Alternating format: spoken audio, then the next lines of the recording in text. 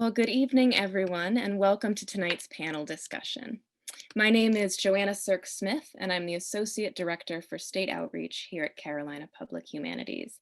And it's my absolute privilege to be moderating tonight with this panel of distinguished scholars. Now, if you're interested in other programs like this, I want to let you all know that next week we have two fantastic events coming up. On Monday, the 25th, K-12 will be holding a virtual event on Jim Crow in North Carolina from 4 to 7. And if you're interested in tonight's topic, on Wednesday, the 27th, CPH will be holding an event in collaboration with UC Boulder and with the University of Iowa that will use the humanities to offer a somewhat broader cultural postmortem of 2020. And you can find information on both of those events along with our full spring schedule of events at humanities.unc.edu. Before we get started tonight, I would like to take a moment to say a special welcome to all of the teachers that we have in the audience with us. We know how valuable your time is, how overworked you are, and it's a testament to your passion for education that you're here with us tonight. I'd also like to take a moment to thank our sponsors, the Cotton Merca Group and Carolina Meadows, as well as our partners at the GAA. And I'd like to extend a particular thank you to the North Caroliniana Society, both for their support of this event and for their support of K-12 educators around the state. As Christy Norris and Paul Benici of Carolina K-12 have been developing teacher trainings and curriculum in order to support the amazing work that educators are doing around the state, the North Caroliniana Society has been with them every step of the way. And in particular, it has been a champion of their Teaching Hard History initiative, which brings us to tonight, because what we're about to talk about is nothing if not hard history. It's history that might make us uncomfortable, not just about the past, but also about the future of our democracy. Now, most immediately, this evening's conversation offers an opportunity to draw on historical perspectives as we try to make sense of the violence at the Capitol on January 6th. But it also gives us a chance to reflect more broadly on the ways in which certain fault lines in American democracy have become glaringly visible in recent years, and to ask ourselves how many of those fault lines have been there all along, and how do we go about addressing them?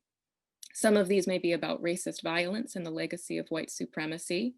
Some are about minoritarian rule or wealth disparities or unequitable schooling. And some are simply about the outright rejection of the methods by which this democratic machine was set up to run, like elections and like public debate. So tonight we'll be hearing perspectives on the state of American democracy in 2021 from a set of scholars whose research interests and teaching careers are broad-ranging, but all of whom are going to be drawing valuable perspectives from their background in the humanities in order to reflect on our evening's theme. And our format will be quite straightforward. I'm going to introduce our speakers here in a moment, and then each one will present us with some brief reflections. After that, the rest of our time will be dedicated to your questions.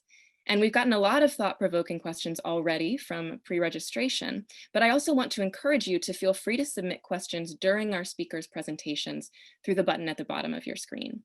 I am confident we will not get to all of them, but we'll tackle as many as we can during the time we have. And now, without further delays, let me invite our panelists to turn on their cameras for an introduction, and then I'll turn over the screen to them. Hello, everyone. All right, we're still waiting for Chris to come on screen, but as he enters, let me start out by introducing Tinisha Shaw. Tinisha Shaw is a social and emotional learning specialist in Guilford County Schools. She's been an educator for 14 years as a high school social studies teacher, a curriculum facilitator, and an education coach. Currently, as a district specialist, she supports the district-wide implementation of social and emotional learning through professional development and coaching. In addition, Ms. Shaw is a support coach for educators in an alternative teacher licensing program to support the growth, effectiveness, and sustainability of public school educators in the state. She holds a BA in sociology, a certification in secondary social studies education, an MA in curriculum and instruction, and a postmaster's certification in school administration. Outside of her role as an educator, Ms. Shaw is involved in advocacy and professional development work for educators throughout the state's Teacher Association and National Professional Learning Networks. And as though that were not enough, she also leads an education justice group, Freedom Hill Coalition of the Piedmont Triad, that utilizes the tools of democracy to transform public education for racial equity. So Tinisha, thank you so much for being here with us. Next, we have Christopher Browning. Christopher Browning is the Frank Porter Graham Professor of History Emeritus at UNC-Chapel Hill. He received his PhD at the University of Wisconsin in Madison and joined UNC's history department in 1999 as the Frank Porter Graham Professor, which is a position that he held until he retired in 2014. He is the author of 8 books, including his classic historical study of German soldiers who participated in genocidal attacks on Jewish communities in Poland, titled Ordinary Men, Police Battalion 101 and the Final Solution in Poland. Professor Browning has received awards and fellowships and was elected to the American Academy of Arts and Sciences in 2006. He has remained a very active scholar and teacher even since retiring from UNC and remains quite engaged in public humanities work. He has testified as an expert witness at Holocaust denial cases.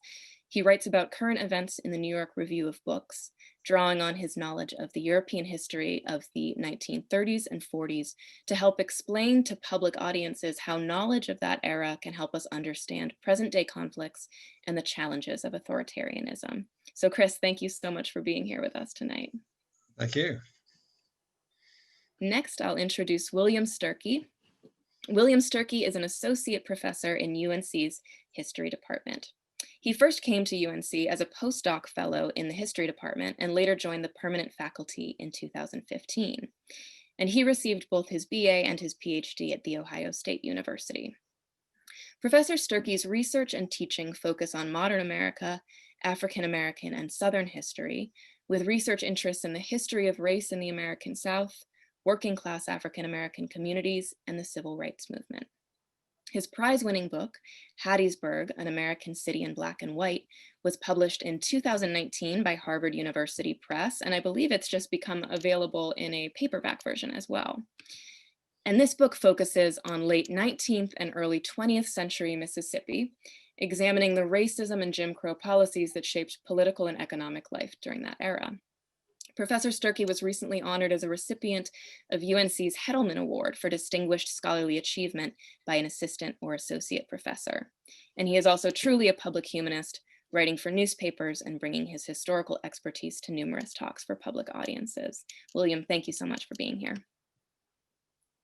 And last but not least, a face that is familiar to any of you who have attended CPH events in the past, we have Lloyd Kramer. Lloyd Kramer is a professor of history and also director of Carolina Public Humanities at UNC. He received his PhD at Cornell University and served previously as chair of the UNC History Department. His teaching and research focus on European history and pay particular attention to modern France and the Atlantic world. And his publications include Threshold of a New World, Intellectuals and the Exile Experience in Paris, 1830 to 1848, Lafayette in Two Worlds, Public Cultures and Personal Identities in an Age of Revolutions, and Nationalism in Europe and America, Politics, Cultures, and Identities since 1775. He is also a strong advocate for the important role that the humanities play in civic life and public education, and of course supports that and goes about that work every day through his work at Carolina Public Humanities. So a huge welcome to all of you. We're so grateful for you taking the time to have this conversation with us today.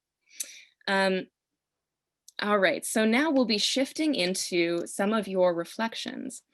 So along with the other panelists, I will turn off my camera, and Lloyd, I would love to hand it over to you to get us started out with your reflections on this evening's themes. Okay, thank you very much, Joanna. I appreciate that introduction, and I want to say hello to everyone who's joined us. And it's an honor to be part of this conversation. I'm going to begin with some general reflections on sort of the history of democracy in America and the Constitution, and also that will provide maybe a background for discussion about recent events. I think it's safe to say that many Americans, and especially white Americans, have long assumed that American democracy is a stable system with a constitution that assures protection against the kind of authoritarian systems that have often emerged in other parts of the world. And even though this system has always been flawed, it has created certain ideals. We know, of course, that the American governing institutions and voting restrictions excluded women and Native Americans and African Americans until well into the 20th century. And there were always anti-democratic elements in American society. But there was also a very powerful idea that the people of the nation should be self-governing. And therefore, the Constitution's idea that begins with "we the people" has remained a powerful intellectual and political theme in American society. So we might say that the history of the United States is a history of the endless struggle to expand the meaning of "we the people." And this is what the Constitution created in 1787, 88. But that Constitution is now increasingly fragile as a democratic structure for the 21st century, because we are living within limits and constraints that were set up at that time. And I want to just mention a few of these as a way to provide a framework for our conversation. The founding fathers, the authors of the Constitution, knew a great deal about history. And I think history is important for shaping political behavior. But they were particularly concerned with the legacy of the Roman Republic, which had broken down in the 1st century BCE because the Senate lost its authority, because mob violence took over, because of civil wars, because of authoritarian figures like Julius Caesar and then his nephew, the Emperor Caesar Augustus. So when the American founders set out to create a new constitution, they were particularly concerned with two forces that could overthrow a republic. One was mobocracy, and the other was authoritarian takeovers by ambitious leaders. And so they set up this system to try to constrain those threats.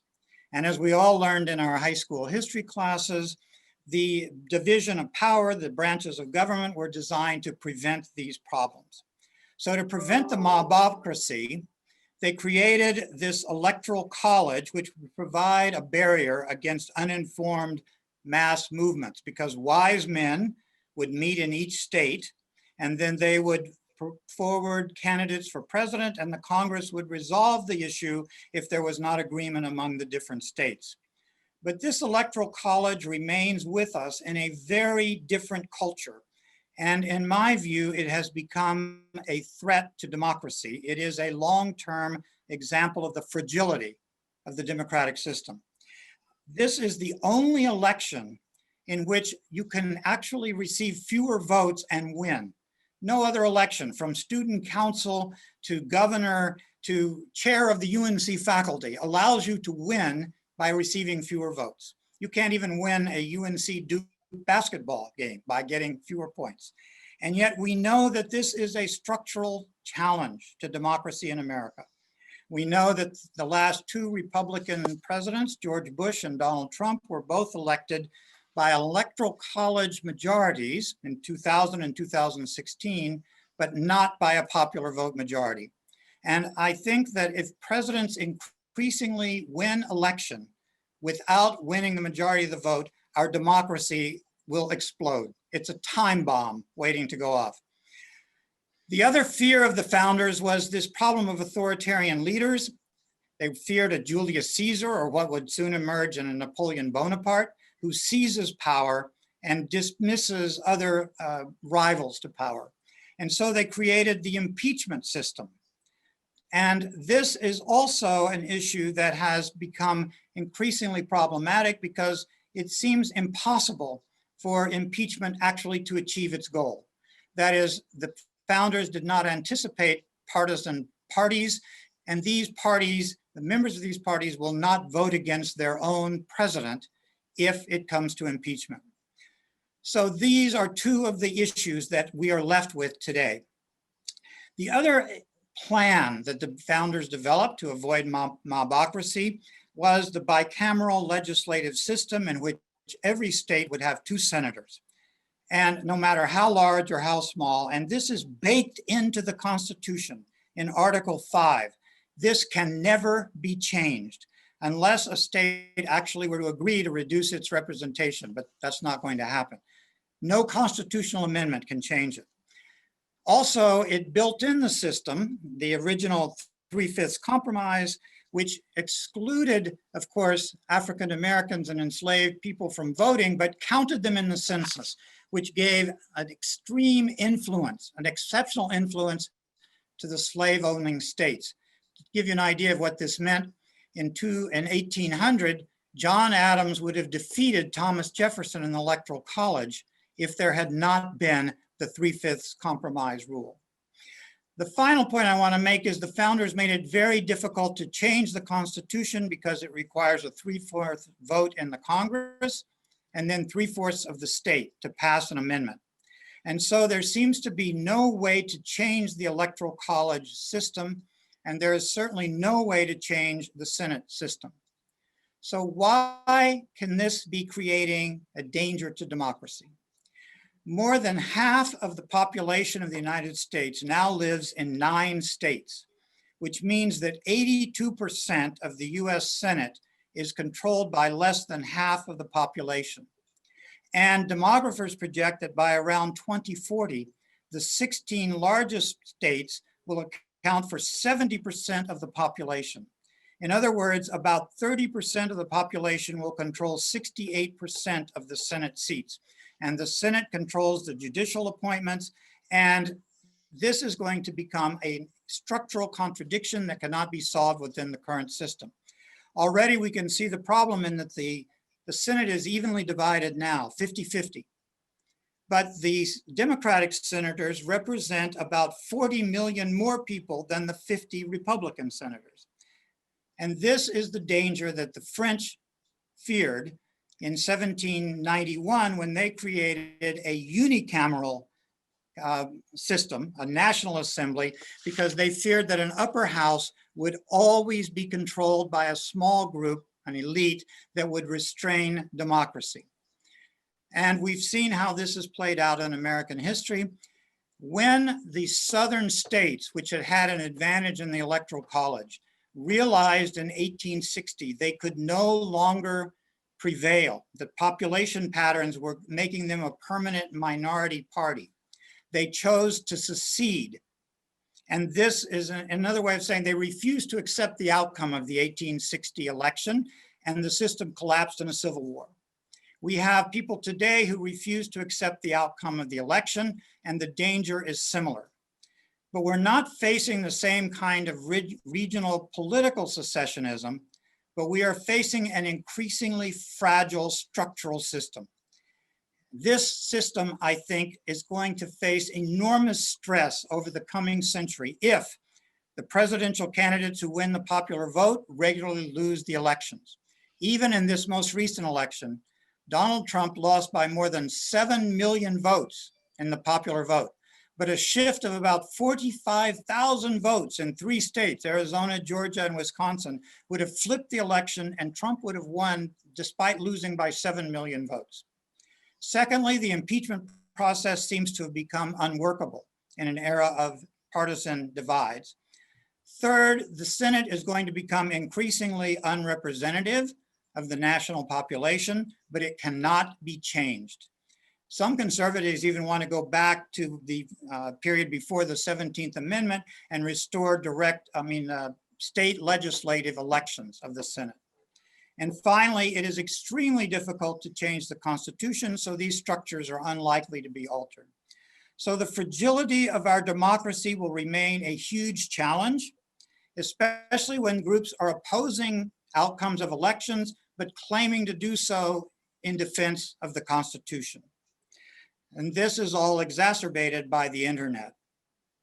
On the other hand, and I want to conclude on this, I believe our nation has become increasingly democratic over the past 2 centuries. I believe there is an ongoing desire to make it more democratic. And I want to conclude by quoting the great poem of Amanda Gorman from yesterday, "The Hill We Climb." We've seen a force that would shatter our nation rather than share it, would destroy our country if it meant delaying democracy. And this effort very nearly succeeded. But while democracy can be periodically delayed, it can never be permanently defeated. Thank you, Amanda Gorman. And we'll come back to these issues, I hope, in the discussion. Thank you so much for those thoughts, Lloyd. And yes, I agree. We will certainly loop back to these themes in our final discussion. These questions of how to grapple with structural elements of our system that appear to be working actively at odds with the goal of democracy. Next up, I'd like to invite William to take the hot seat here and tell us his thoughts. Great. Well, thank you all so much for having me. It's always nice to work with the folks at Carolina Public Humanities, and thanks to everyone for their audience as we continue to discuss these important issues. So when I saw this stuff happening on January 6th on television, I immediately thought of the story of perhaps the most undemocratic event that's ever happened in our state. This Wilmington massacre, or this Wilmington coup of 1898, when we had a violent overthrow of a local government. So many people are more aware of this in recent years, but I just want to recap sort of what I was thinking when I saw that and sort of what it means for our broader discussion here today. So Wilmington, 1898, was a city of about 20,000 citizens. It was the largest city in the state. And it was one of the last places in the South where Black folks actually still experienced some political success. So African Americans, of course, were given the right to vote with the passage of the 15th Amendment, which protected the Black vote by making it illegal to disfranchise people solely based on race. In 1894, a few years before 1898, working class Black and white voters who had similar economic interests bonded together to form what they called a fusion party. To advocate for greater voting rights, local control over government, public schools for both races, the regulation of big railroads and big businesses, more support for poor farmers. At the time, African Americans even held some political offices in Wilmington. But what happened in North Carolina was in 1897, the Democratic Executive Committee launched a movement to, and I quote, reestablish Anglo-Saxon rule and honest government in North Carolina. They did this largely through this concocted rape scare in the media, including in the Fayetteville Observer and the Raleigh News and Observer. And their argument was that African Americans were taking control over a white man's state, that government should be run by white men. And in part, they were saying that African Americans wanted to do this to gain access to control over white women. So they organized to break up this interracial coalition, especially by targeting Wilmington. They organized rallies. They bought a Gatling gun to intimidate voters, and then they also encouraged white men to get out onto the streets to prevent Black men from voting on Election Day. Alfred Waddell from Hillsborough, who was a former editor of the Charlotte Observer, wrote this: "We will never surrender to a ragged raffle of Negroes, even if we have to choke the Cape Fear River with carcasses." At an event called the White Man's Rally, he told attendees this: "If you find the Negro out voting, tell him to leave the polls. And if he refuses, kill him. Shoot him down in his tracks. We shall win tomorrow if we have to do it with guns." The Wilmington Democratic Party's handbook in 1898 said this: "As the campaign progresses in the second great battle for the rescue of the law-making branch of the government, and these men learn more of the evils of Republican rule, it is hoped that they will again be found doing battle for good government and white supremacy. It is no fault of the Negro that he is here, and he is not to be punished for being here. But this is a white man's country, and white men must control and govern it." So, of course, violence ensues during this election of 1898. We don't know exactly how many people were killed. Estimates generally range from somewhere between 90 to 300, with about 1,400 other African Americans who fled the city. But we do know that the violence was incredibly successful. This Wilmington massacre, or often called the Wilmington Race Riot, was probably the largest violent coup in American history. Wilmington went from a Republican majority of about 5,000 to a Democratic majority of about 6,000. Local Democrats produced a document that they called a Declaration of White Independence that outlined a plan to strip Black rights and claim white supremacy in North Carolina. They also openly celebrated the restoration of white supremacy. share a couple common names. Julian Carr wrote in a letter to Benny Hinn Cameron, he said, as a token of my appreciation of the valued aid and important services during the recent Democratic campaign and in commemoration of the glorious victory achieved for white supremacy on the 8th day of November, it affords me genuine pleasure to present you with my compliments, a souvenir badge of that grand and glorious event. And so, of course, the very next year, the state legislature began to organize a new constitution that was adopted in 1900. And that's when you get literacy tests, a grandfather clause. And that's the end of democracy in North Carolina until the civil rights movement. So for the next 6.5 decades. One thing that I want to highlight that they said, this phrase, this is a white man's country and white men must control and govern it. That was written in 1898. If I took that out and told some of you today that some of the Capitol rioters said that just 2 weeks ago, many people wouldn't bat an eye, right? A lot of this has to do with this idea that America is a white man's country, right? Whether, the former president should be ineligible to rule because he supposedly was not born in America, or whatever, however you want to interpret that.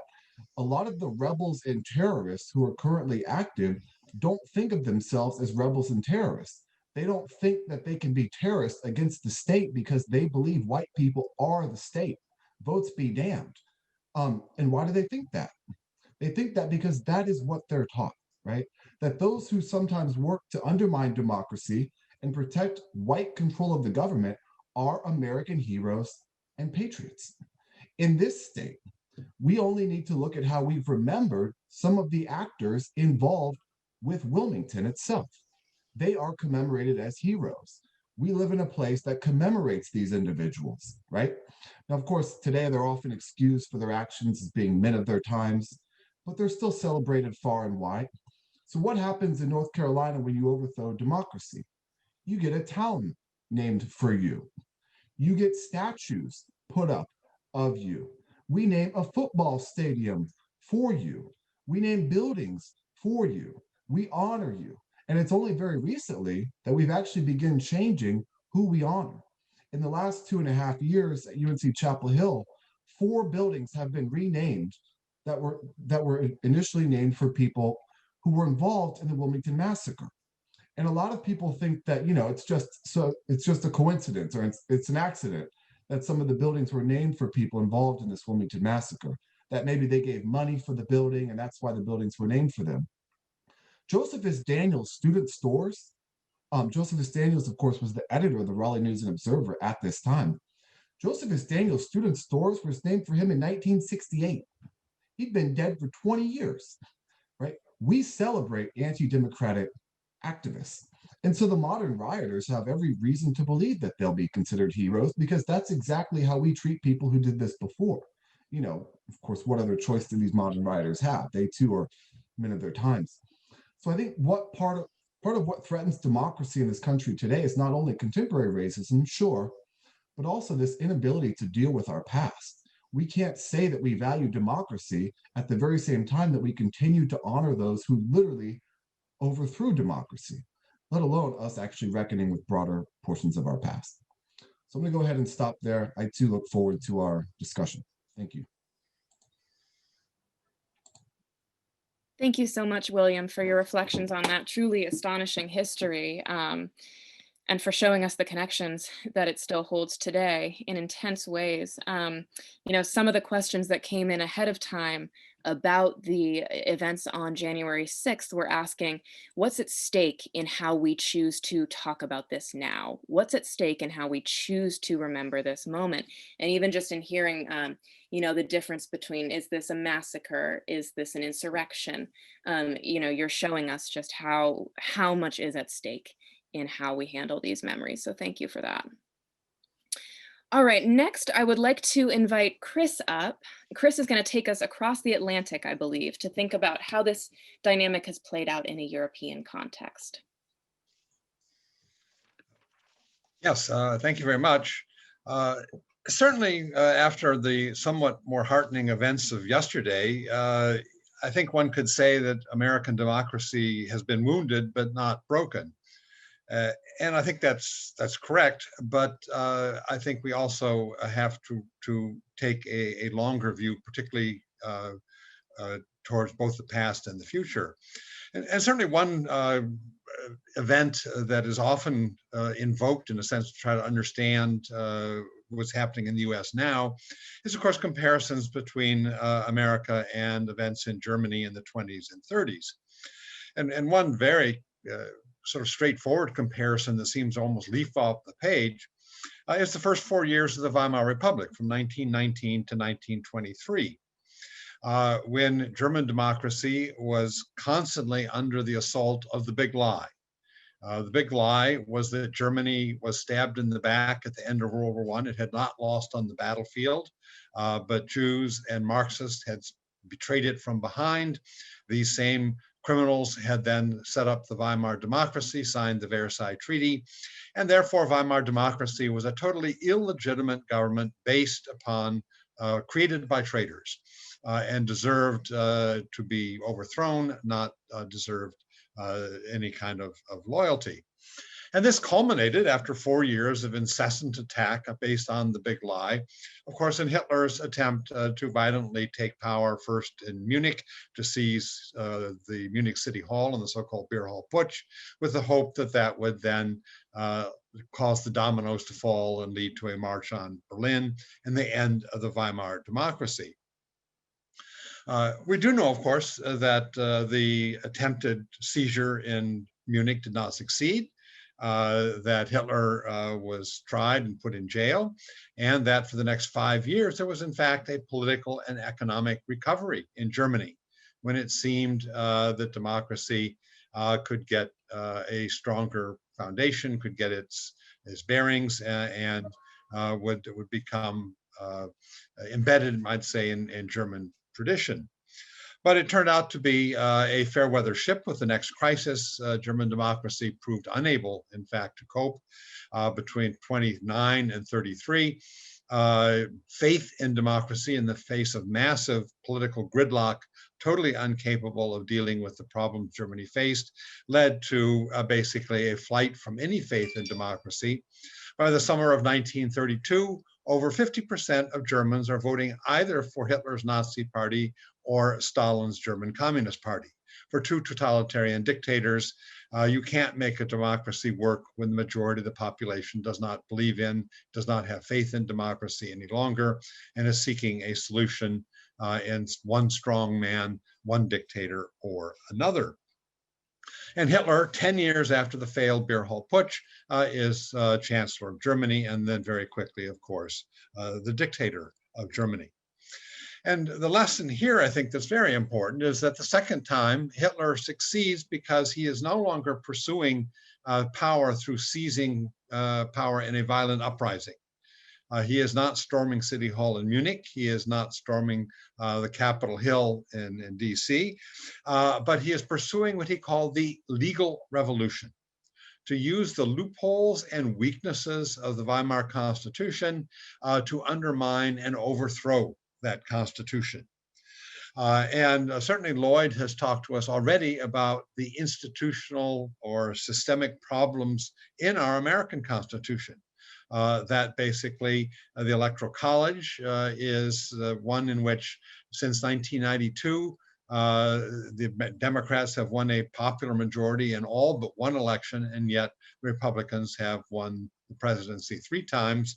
And that seems to be the pattern almost everybody accepts is going to go into the future, that the Senate has become increasingly unrepresentative and dominated by a minority in the country. And that even the House of Representatives, which was supposed to be the people's house, in 2018, it was estimated correctly that the Democrats had to win 53 to 54% of the popular vote in order to take back control of the House. So there is a tilted playing field. It is an uneven field in which democracy is being contested. But the problem, there's 2 problems beyond that. And one is that it has become and remains legal in many ways to suppress the vote or distort the vote in the United States. The Supreme Court has sanctioned gerrymandering. And since 2010, we have seen that gerrymandering carried out with the precision of computers can go way, way beyond whatever gerrymandering accomplished before that, so that a state like North Carolina, basically close to 50-50 state, can send 10 Republicans and 3 Democrats reliably to the House.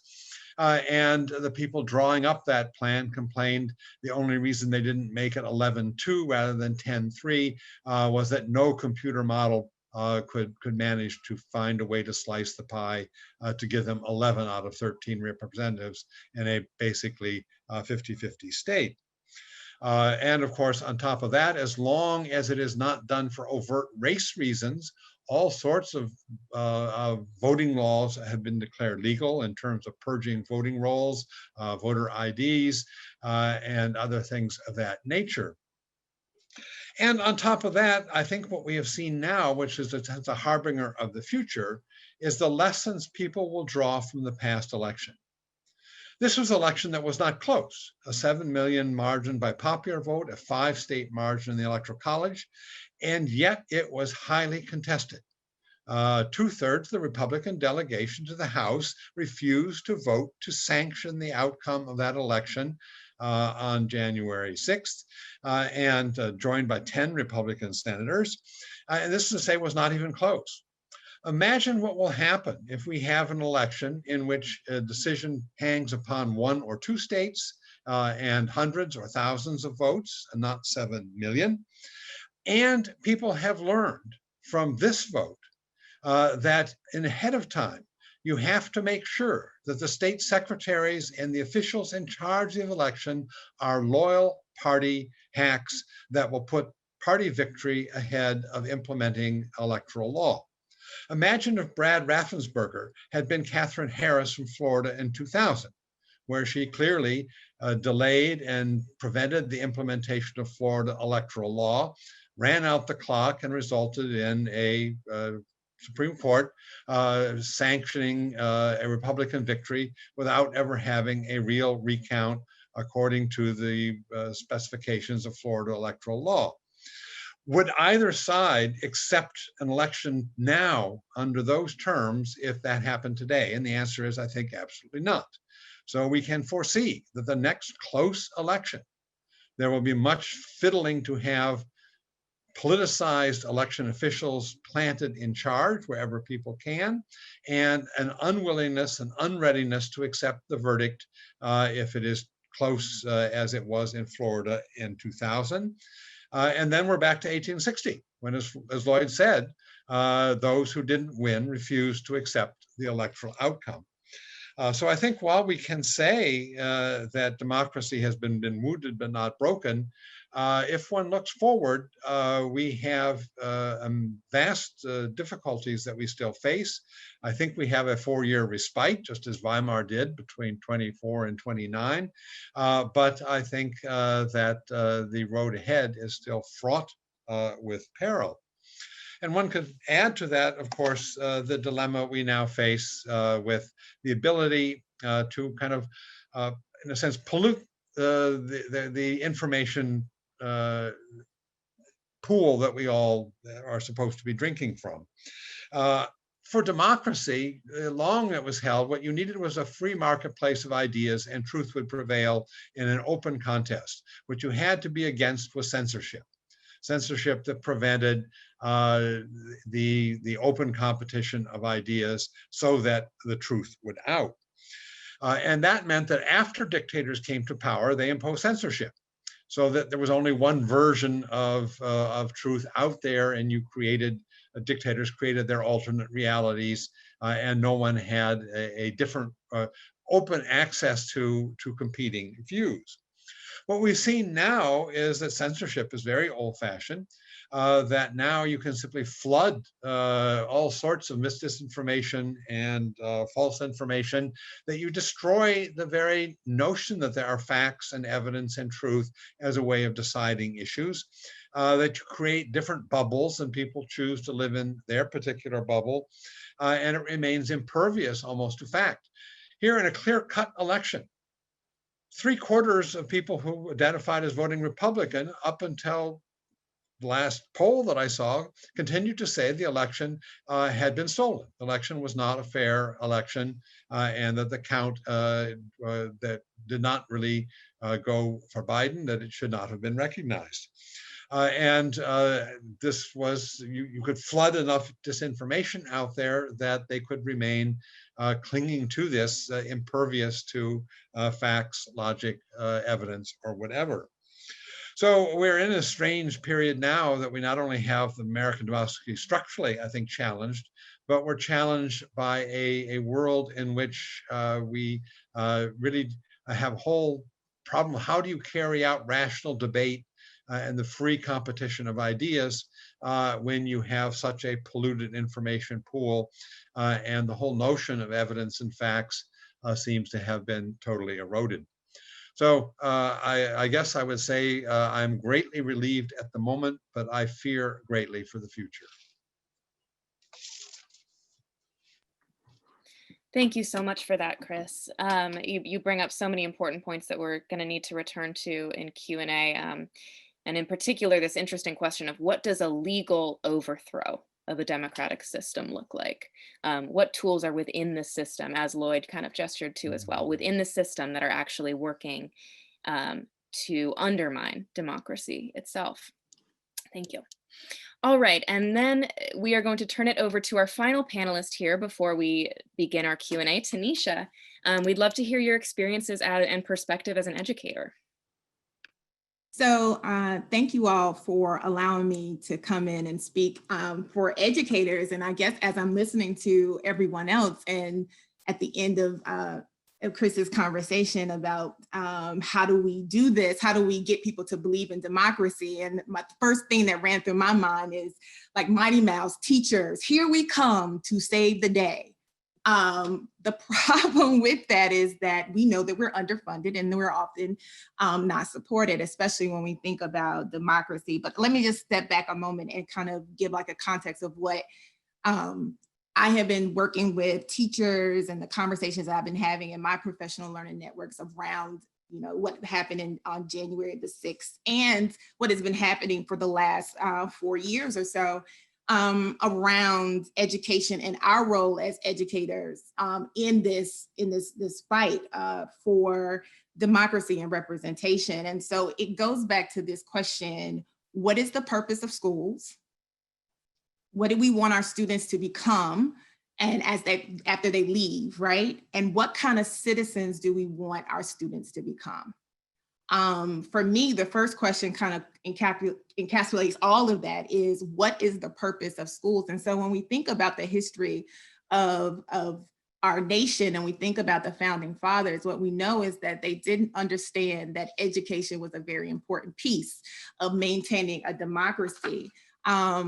From George Washington, Thomas Jefferson, James Madison, they all believed that in order for our democracy to be sustained, there had to be an informed public, informed citizenry. What is interesting about that is that, you know, we know history shows that when they were speaking of that informed citizenry, they were not talking about people that looked like me. And there's a lot of people that were excluded. And so then the question comes back into what kind of democracy were they really referencing?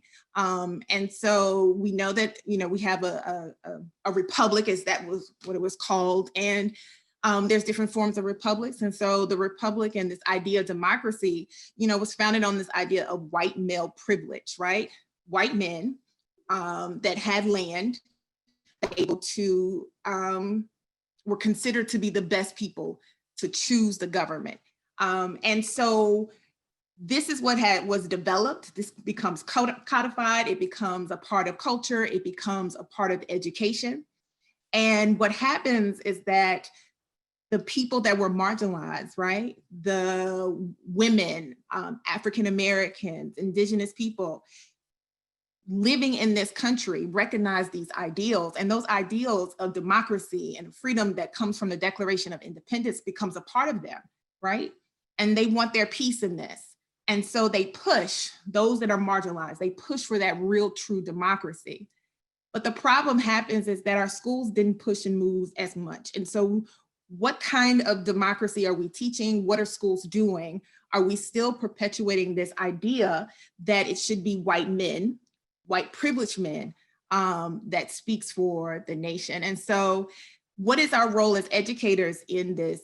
And how do we counter that? Especially when we know that we live in a multicultural nation and that our students are multicultural. Like the majority of our students in public education are children of color. And we're trying to teach them, or we hope to teach them, that their nation represents them.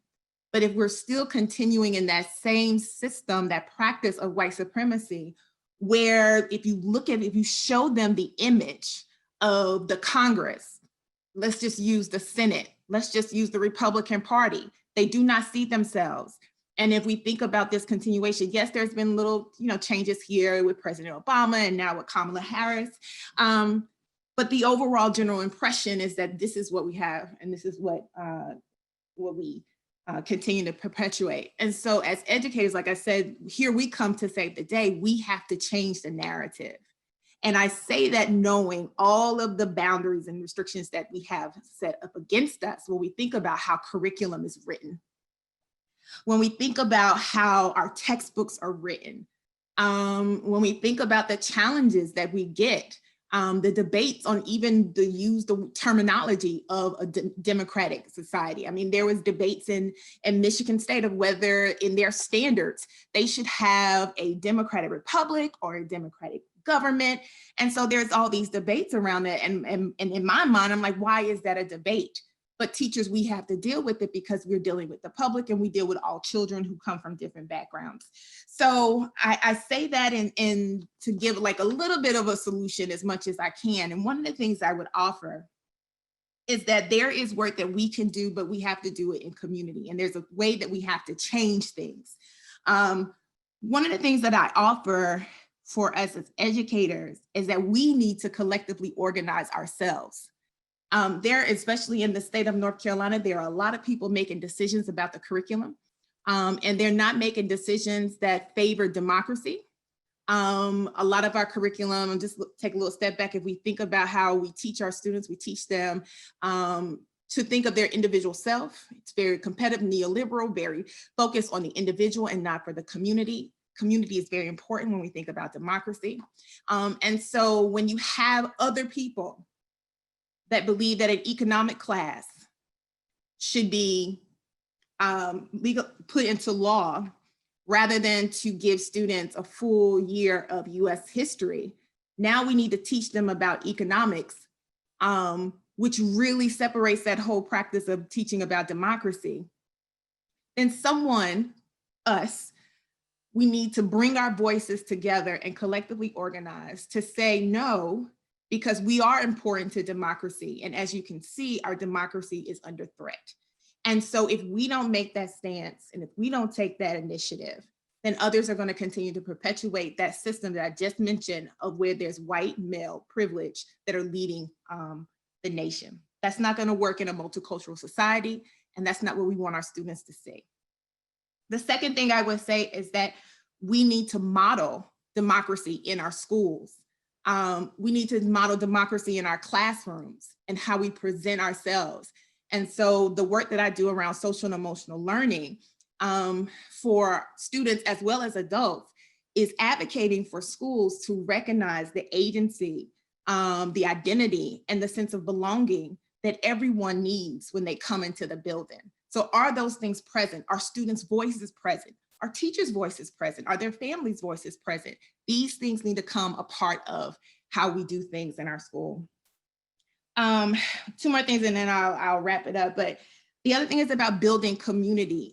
In some of the PDs that I do with a lot of the teachers and when I'm coaching educators, I talk to them about how do they build community in their class? And what does it look like? And talking about a definition for community. And so a definition that I always use with community, a community is a group of people with diverse characteristics who are linked through a strong feeling of fellowship and a sense of belonging as a result of a common vision, a shared responsibility, and a connection to one another through their interests, action, place, and practice or circumstance. And so are we creating that in our spaces of learning? Because that is a model of democracy. When we all come from, and it wasn't about being the same, but coming in and understanding and respecting each other and moving towards a common goal. The fourth one, and the major one, is that we need to teach the full history of the United States. There is no need to sugarcoat these things. This whole ideal of American exceptionalism, the tall tales and hero myths, the teaching that one person can lead the nation and that we should honor them. We should, focus on the fact that George Washington was the first president and he did this, but George Washington could not have done anything as great as bring this nation and defeat the British without the assistance of others. But that's not how it's taught, and that's not how it's represented in our textbooks. It's about George, it's about Thomas. It's not about the collective. When we teach about the civil rights movement, right? We always focus on Martin Luther King and Rosa Parks, but we don't teach about the community organization. That's where the democracy shows up. So there's a way that we have to even challenge the standards and the text and how we teach these things. Democracy needs to be modeled, it needs to be seen. I did say that was the last one. But this is the last one. We need to center anti-racism and equity in all PD and all student curriculum. I go back to this multiculturalism. This is our nation. There are different cultures.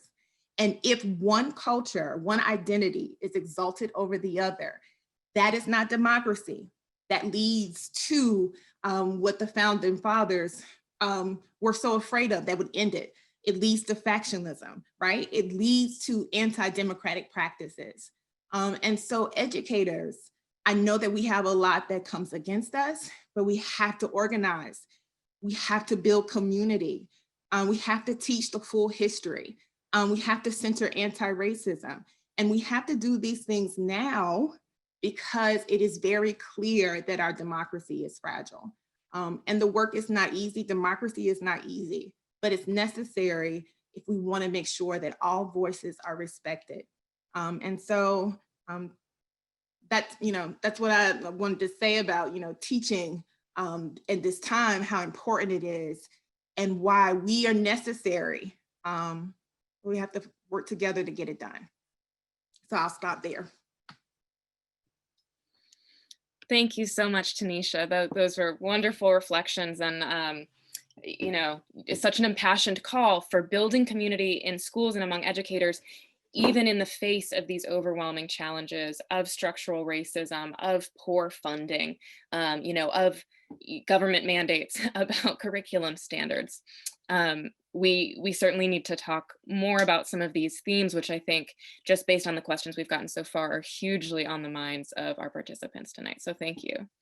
And thank you to all of our panelists for getting us started with such rich material here. So I'd invite all of you to come back on, Chris and Lloyd and William. And as we move into Q&A, I'll be fielding questions from the audience and bringing in questions that were submitted ahead of time. But I also want to open up the space for you all to ask one another questions or respond to one another as well. So please feel free to jump in whenever you'd like. Now, I'd like to get us started here with a bit of a challenging question that came in along with our registrations about what is gained by focusing on the fragility of democracy instead of the resilience of it. And so this person said, isn't one way to read the events of January 6th as an example of democracy succeeding, in spite of this mob, in spite of senators saying they weren't going to count the Electoral College votes, democracy prevailed and a new administration was voted in. So what is to be gained by choosing at this moment to focus on the weak parts of our democracy?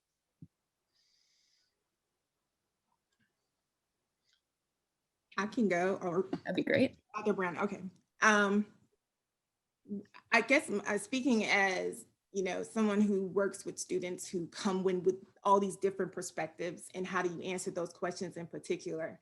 I think about when something is sent in the mail and has fragile on it, right? We have that so that we can be very careful with it because it is important. And so focusing on the fragility is not saying that it's not important, it's that we have to take care of it and support it and honor it. The other thing I would say is, yes, we made it past January the 6th, but we still have people in this country that still don't believe that the election is valid. And there are people that were organizing up to the inauguration. And there are still people right now who feel like this is not real and are going to continue to challenge. And we have people that are coming up that are looking at this and looking at this space. And so talking about the fragility is not denouncing the fact that it's important, but it's about protecting it, because this is not over. It just didn't stop once the inauguration happened. So that's what I would say to that, we have to, because it is still fragile, because things are not, it hasn't stopped. The challenge hasn't stopped. Thank you for that. And it sounds, just reflecting briefly on what you had said before that, it sounds like in your teaching, you certainly do emphasize resilience, but rather than locating it in governmental structures or in individual leaders, you locate it in the community. Would others like to jump in on this question? Yeah, I just offer just very briefly. I mean, one of the dilemmas we're facing now, and certainly the Biden administration, is how much emphasis you put on new agendas and how much do you devote to dealing with impeachment in the past. Certainly one lesson of the beer hall putsch and the Hitler trial was that if Hitler had been severely punished and then expelled from the country as an Austrian citizen and banned from running from office in Germany again, we never would have had a Nazi dictatorship. Instead, they coddled him. He's not really a serious threat. He was given a one-year token sentence, a brief probation to stay out of politics, and then was let loose. So if you want democracy to be resilient, when people do show their hand and their opposition to our democracy, we should make sure they do not participate again. Yeah, I just want to jump in too. I appreciate that question.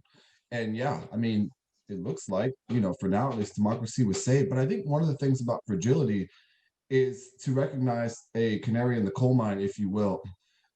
Donald Trump was actually pretty incompetent as a president in a number of different ways. But one of those ways was imposing his own agenda. If he had his way, he would still be president. He'd probably shut down the free press. But he used so much political capital on Twitter, and he was very, very loud and angry all of the time. A more effective would-be dictator, I think, would have done some of these things a lot more silently and a lot more effectively than he was able to do. So when this challenge comes again, if we're all paying attention, if we're all alerted, I think at least, maybe we can then be ready to recognize a leader who might be more effective in imposing that sort of agenda. Could I also say one of the lessons that we have to learn, and I think Chris pointed this out as well, you have to take seriously what anti-democratic people say. And, if you're kind of a rational, middle of the road type person, you can't believe that they really mean that. Just as all of this, chatter on the internet seems far-fetched, these conspiracy theories. But there is this deep problem that Chris mentioned, that over 140 members of one of the two major parties rejected the credentialing of entirely legal elections. And the reason I think we have to focus on the fragility is that we have actually reached the point where the savvy members of one political party recognize that their best chance to gain and sustain power requires certain anti-majoritarian strategies and the use of anti-majoritarian institutions, including the Electoral College and the Senate. So I think just as, you might think, well, I'm in pretty good shape. I had a good run around the track. It doesn't mean that tomorrow you don't jump up and keep running, because your body will fall apart if you don't. We're working with some good metaphors here. We've got a box marked fragile. We've got a runner. This is good. Thank you all for these thoughts. Now, several of you just mentioned in your responses the press or social media, which I feel like at this moment are kind of intertwined questions. And I'd be curious to hear your thoughts about what role the free press or social media platforms have in a democracy to upholding a democracy, right? On the one hand, we're committed to free speech. And on the other hand, we've seen now very potent examples, both present and past, William, of how the press can be used to direct violence against certain groups and to impose minority will on the majority in very violent ways. So how do we tease out that balance?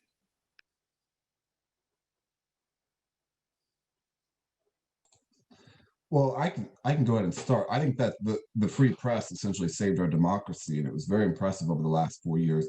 No president in American history, save for maybe Thomas Jefferson at times, attacked the free press like our recent president did. And I think the free press and Twitter and Facebook are different things. Let private companies sort of manage that, and they took Donald Trump off when they thought that he had helped incite a riot. So I'm not sure if I'm really answering the question all that well, but I think those things actually went pretty well for us right now. One of the problems that we face is that people can just go find information that confirms their pre-existing beliefs all the time. There's so many things out there available, and that's clearly one of the things that we're dealing with, like these QAnon people, millions of people who have these wild conspiracy theories, and they just don't listen to other sources. Yeah, I do think we have to make that distinction between the social media and the press. I mean, with the press, it is a free press, but it also is subject to, legal liabilities of defamation and libel if they in fact abuse their position. So at least some kind of legal checks, might say, have to be placed on social media. I mean, at the moment, declaring themselves just to be kind of a speaker's corner, and anybody can come and say anything, but in fact buy advertisements that allow them to trigger in lots. The megaphone, they get the megaphone in the speaker's corner while other people don't. It's not a fair analogy. So I do think that we've never had to face it before. This is a whole new area that we have to find that balance between free speech and protection against the abuse of a megaphone or platform that currently the social media have. And we're finding our way. This is going to be a trial and error, but at the moment we know we have to do something. There has to be at least some degree of forcing social media platforms to exercise responsibility.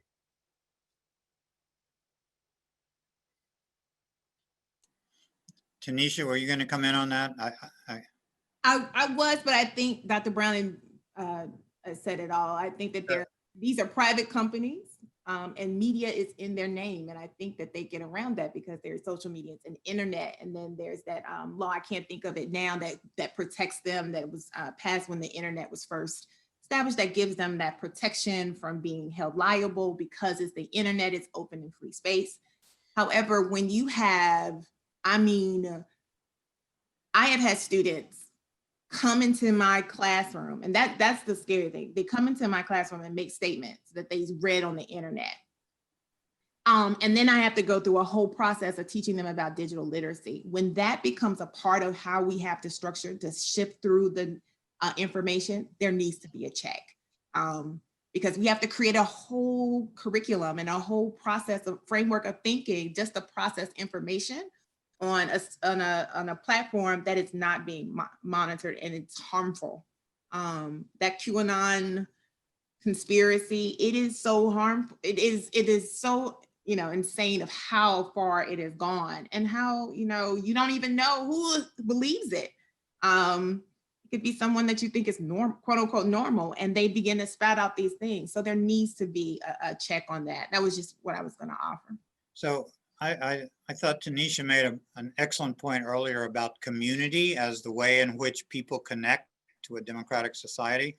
And one of the dangers of social media that it fills that need for a sense of community that has broken down in our communities, our real communities, let's say. And it's created a way for people to feel they are belonging and participating in a community, but through a community that has warped information. And so in a way it's meeting a need, but it's turned this need in a corrupted way.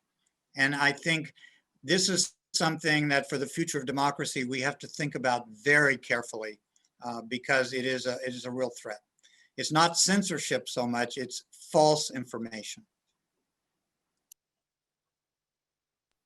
Thank you for that, all of you. I mean, from your comments, it feels like maybe one important step to take, and a step that educators can play a really critical role in, is disentangling the information that comes from social media and the information that is coming through the press and through kind of professional journalists. Now, a connected question here, we're talking about community and how to build community, is the question of civility, which several folks have brought up in the Q&A here. How, at a moment like this, where there is such deep, that maybe the best way to frame it would be deep mistrust, but one of our audience members used the word hatred. There's hatred between different political factions in this country right now. And at a moment like that, how can we be civil to one another? I know this is a difficult question to answer. I could go because this is kind of in my wheelhouse as a SEL specialist and working with teachers and how they're building community through social emotional learning. I will say that one thing I will caution people is that I don't have to be civil or to be have to be forced into a conversation with anyone who is questioning my humanity and seeks to cause me harm. And so I always have I always like to caveat that because, these calls for civility, especially now after the election, after the inauguration, there's all these calls about let's unify and join together in unity. And a lot of the comments, and I feel this way personally, I cannot unite with someone who questions my humanity and my presence and even my freedom, right? So if you're a white supremacist, I'm not gonna sit down and kumbaya with you at this time. That is not going to help democracy. If anything, it's going to keep dividing us because you don't see me. And then because you don't see me, I can't relate to you. So that's not, for me, that's not community. With community, there can be differences. And the big thing is that there has to be some real discussion about your own self-awareness and then your intention, your purpose. What is the purpose of this conversation? And that, I believe, can overcome the differences. If you and I have different views about a lot of things, but we want to keep the country together, then the goal is for us to work towards that. And so I am going to give you and have more empathy, right? More compassion with you because I know your intent and we have a common vision. And so that is something that we have to work on, these conversations where we're building. And so building empathy, building perspective, building compassion. And so it starts with an evaluation of ourselves and then an evaluation of the systems, how we communicate, and then how we are with each other. But that's how it starts. And so civility cannot be me giving up my humanity and being harmed. Civility has to come through an engagement. We have to be on a mutual plane to seek a common vision. So.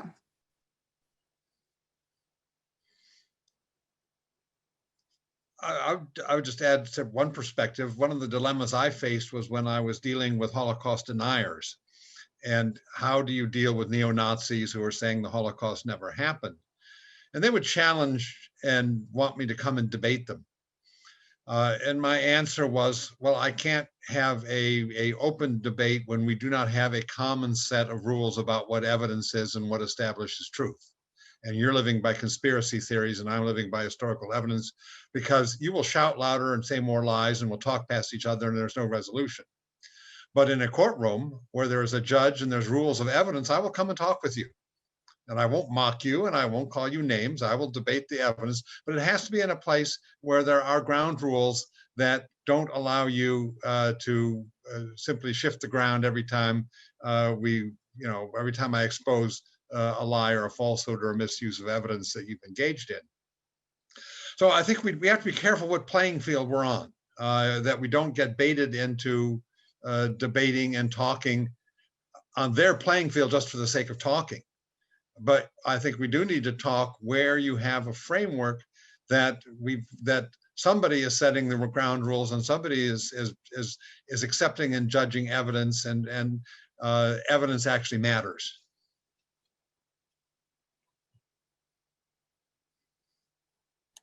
I think also, if I can go back to the era of the founding of the country and the French Revolution as well, there were all these flaws, and there was a great deal of racism and many other things. But there was an assumption that the people who would come into leadership positions would use evidence for their claims. And I don't think that democracy can really survive the problem of lies, because the people who tell the truth can repeatedly be overwhelmed by the people who tell lies. And I think Chris's example of the stab in the back story not in Weimar, Germany, this is what so many people are worried about now, that the lie, the big lie, that Biden didn't win the election, this big lie will poison the political culture for so long that we can't have a rational debate, because people aren't operating from the same foundation of evidence. And that, I think, if nothing else, I think we have to defend the absolute importance of having evidence for the claims we make. And every historian in the audience just said amen. Yeah, I suppose we can do that.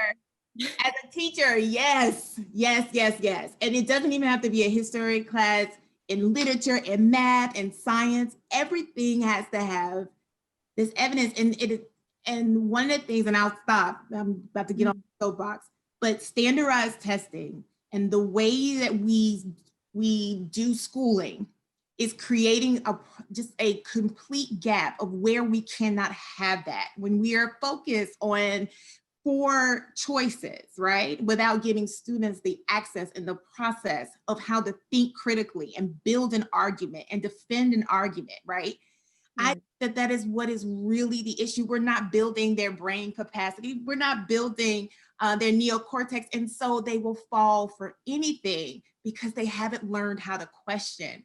And that's why we have, as teachers, we have to collectively organize to fight for our schools, to fight for public education, because we're losing a generation of students that they're capable. When you challenge them, when you actually can get them into this thinking process, they produce so much because they're just waiting for it. They come with so much information, but it's just allowed to lay dormant. And so I think that this is a part of the democratic. That's why I say teachers come to save the day, but we have to have the support. We have to have the funding. We have to have the freedom to be able to do this.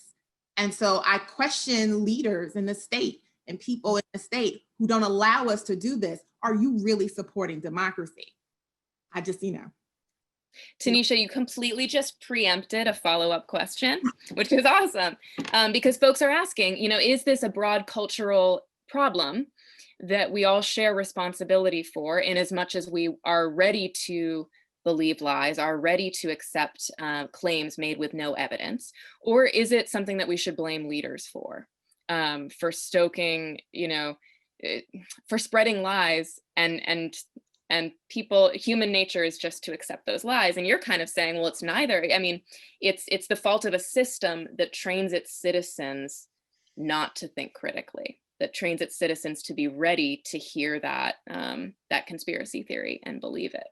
Yeah, and I know I'm sorry, I've just been thinking about this so much because I really want our students to do well. That's my heart's desire. And what really bothers me is that cynicism, that people that are using this, knowing that it's not true, and pushing this frame of mind to create this practice. And it is such I have no other word, but it's such an evil way of doing things, of assuming that if I just play around with this, then nothing's going to happen, or I can control it. But you can't control the mob. And that's the thing, you can't do that. And that was what the founders knew, or that's what they assumed. You can't control the mob. And so you have to put things in place. And so I just really, really we really have to challenge this in a way. And if it has to start with educators, I always believe that educators were better at doing, leading and guiding anyway. The best leaders for me are educators. If we need to take the step up and say, this is how it has to be, then I call us to do it. Let's just do it. Mm. Well, so we've been talking about this, how misinformation spreads socially, how political leaders are complicit in this. But I want to return to an idea that a few of you brought up in your initial reflections, which is structural flaws in the system. Do we have issues with the Electoral College that cannot be resolved without changing the Electoral College? And so folks in the chat here are asking, are there moments in American history where major changes to the system have been made? Are there moments when the Electoral College was on the chopping block, or is there hope for it to be now? And I certainly don't want to limit us to just thinking in terms of the Electoral College, but it's a starting point. Yeah, I mean, given the difficulties of an amendment, the route that people are trying to take with the Electoral College is to get every state to pass a bill that promises they will instruct their electors to vote for the candidate who got the majority of vote. Yeah. So that you wouldn't have to have a constitutional amendment, but basically you establish the majority vote as what will determine what each state's electors will do. So the states would have to agree each one by one until you got at least states that collectively had 270 electoral votes to make that become effective. And that strikes me as being more in reach, but that still is a difficult lift. As Lloyd was saying, the prospects of getting a constitutional amendment in which lots of small states give up so much of their crucial leverage is almost inconceivable. But you could get enough states that add up to 270 electoral votes that basically pledge that they will honor the popular majority that would allow that transition to take place without a constitutional amendment. And I'm a history teacher. I'm not a PhD in history, but I do know that there have been, I can't think of the dates, but I think it's probably during the Cold War era where we've had moments where there was a passage in maybe the House, and then they moved it to the Senate to remove the Electoral College, and it never could get through either house. I think mostly through the Senate. So there have been times where we have gotten close. I think even earlier in the Republic, we've had moments where they, like probably in the early 1800s, where we've had moments where we were going to get rid of the Electoral College. So there has been that choice, but then there's always that split of not losing, especially when you have states that only have the 3 electors and all those kinds of things, of not wanting to lose that kind of power in the system. I personally would like to see it go because of the fact that it's not a true representation of democracy. But like you said, there's not there's not enough movement for it, for an amendment to pass. But there has been moments where we've gotten really, really close, but it didn't go through. I think it's another place where race comes into the story, because I believe that the crucial decisions to resist it came in the late 60s or early 70s, when a couple of key senators from Mississippi or from other southern states opposed the reform in the Electoral College on the explicit grounds that this would weaken the position of the Southern white electorate. And they killed it in the Senate. I think Tinisha is exactly right. But maybe there's a way out of this. I personally think that if the Electoral College is not changed in the long run, if you imagine over the next century, it's going to cause the breakdown of American democracy. Such as, I don't think that you're going to get rid of the Electoral College. I just don't. But I do think that there are some structural things that you can do.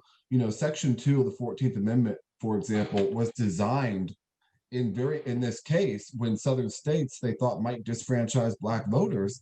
that you would lose representation, right? So if you are a state that disfranchises felons, for example, Florida, despite their popular vote to not do so, then they should lose representatives, quite frankly. I wish that your representation was measured by how many people actually voted and not how many citizens you have, but that's not reality, of course.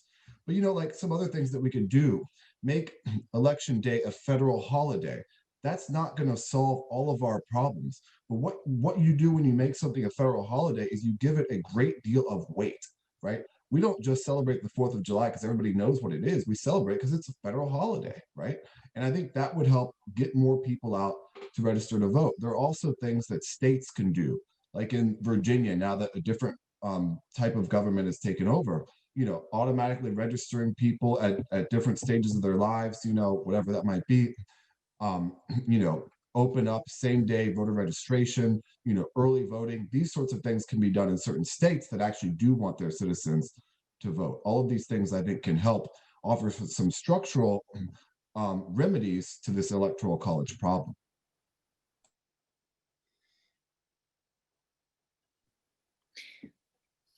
That's an excellent point. Could I just one other point on that? Just, it may be that in the long run, the Electoral College is less of a threat than the Senate, because you could imagine a couple of states like Texas actually flipping to be, a different trajectory. But if you still have a Senate in which 18% of the Senate represents, 65% of the people, that is a structural problem that goes even beyond the Electoral College. And it means that you have an upper house that can block any kind of significant progress. And I think this is another structural problem. And this one is baked into the Constitution. It cannot be changed by Article 5. It cannot be amended by a constitutional amendment. It was part of the compromise with small states in 1788. Well, I'm biting my tongue here because we have so many wonderful follow-up questions that I could be asking here, but I know that we are approaching the end of our time. So I wanted to give each one of you an opportunity to offer some closing thoughts, maybe what has been just one big takeaway that you'd like our audiences to hear. Tinisha, do you want to get us started? I'm sure. I really think that as educators and teachers, that democracy needs to be more of the focal point in our conversations, in our PDs, our PLCs, and then even in our curriculum choices and our structure. I think that we assume that our students know because of osmosis of just being here in the United States, and this is how things are done. But I find that you become more connected to something when you study it. Understand this process. And I also think that we, as educators, have a great opportunity to really challenge these divides that are in our society by being a place of building community and modeling democracy and building up that next generation of future politicians and leaders. I mean, we have that time where we can create model this and model that, where students can really explore and think and develop themselves as true citizens, as active citizens, as engaged citizens. So as educators, let's have this conversation. Let's keep having this conversation about how we can promote democracy in our classrooms, how we can model it, and how that we can continue to see it grow and develop. Amen to that. Thank you, Tinisha. Chris, do you want to give us your closing thoughts next? Yeah, I'll just say, going back to the example of Germany, ultimately, the real problem was when the majority of the German population didn't have faith in democracy any longer. And democracy does not operate when a majority of the people don't even accept the value and the possibilities of that as a system. You have to have at least a majority that believes in playing within the framework of a democratic system. And so preserving a consensus that democracy has to be preserved, whatever its flaws and difficulties and so forth, is very essential.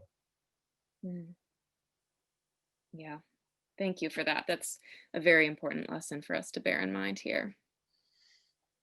William, what takeaway would you want us to leave with today? I agree with Chris. I think that you need to make the argument that we actually want to have, we want to do this. We want to actually have a democracy. From the perspective of Black voters, the United States has only very recently become a democracy. It's been 56 years since the Voting Rights Act passed that actually enforced the 15th Amendment. Well, 67 years between the Wilmington coup and the passage of the Voting Rights Act. So we've had the right to vote for only, one or two generations, basically. And I think we need to continue to push our politicians to make sure they commit to democracy. As wild as that might sound, we have an entire political party that their view is that when certain groups of people don't vote for them, that they should then take away those people's right to vote. And I mean, that's so culturally whacked out in a healthy democracy. It shouldn't be, okay, well, let's make sure they can't vote. It should be, let's compete for their vote. And I think to make sure that our politicians are actually committed to this, which they don't really seem to be much of the time, is one way to make sure that we continue to argue for this democracy. Absolutely. I mean, back to that issue of what is to be gained by focusing on the fragility of it. When we stop looking at those fault lines in it, we stop pushing. And Lloyd, what final remarks would you offer us? Well, I've learned so much from my colleagues, but I think what we have seen in recent years is that we've always thought of America as exceptional. I don't think all of us have, but it's a part of American nationalism. And what we're learning is that American democracy is vulnerable, just as democracies have been in all other societies. And the values that everybody has spoken about are essential to sustain a democratic society. And this is where education is so important. And each of us in our modest way can contribute to modeling it and also affirming it. But what most deeply concerns me now is that there are many, many people, I would say millions of people in the United States who believe that they represent an ideological certitude, a belief, a set of values, even a religion that is more important than democracy. And as Chris says, when you get to a society in which people say, well, democracy would be nice, but it's not as important as this other thing, whatever it might be, democracies gradually disintegrate. This is what happened, by the way, in the Roman Republic. This is what happened in many, many other democracies. Weimar is a good example. It even happened during the French Revolution, where they couldn't sustain the revolution as a democracy because people said there are certain things that are more important than democracy. And so we ended up with Napoleon. So I'm not terribly optimistic, but I'd love to go back to the poem of Amanda Gorman, which left me feeling lifted yesterday at that amazing inaugural event. Well, let's do that. Thank you, Lloyd, for that note to end on. You always deliver pessimistic news with such a smile. It's hard to believe it's pessimistic. All right, well, thank you so much to all of our panelists for being here with us and for sharing your insights. I, for one, have learned so much from you this evening, and will continue thinking about these themes as well as our audience members will, I'm sure. And thank you to our audience members. Again, if you're interested in more events like this, please visit humanities.unc.edu. And now, as Lloyd hinted, in a moment here, the panelists and I will turn off our cameras and we'll play you out with one of the most inspiring and thought-provoking moments from yesterday's inauguration, which is the poem, The Hill We Climb by Amanda Gorman. So feel free to stay and watch, feel free to filter out, but either way, thank you so much for being here with us tonight, and thank you for supporting the public humanities. Thank you, Joanna. Good night, everyone.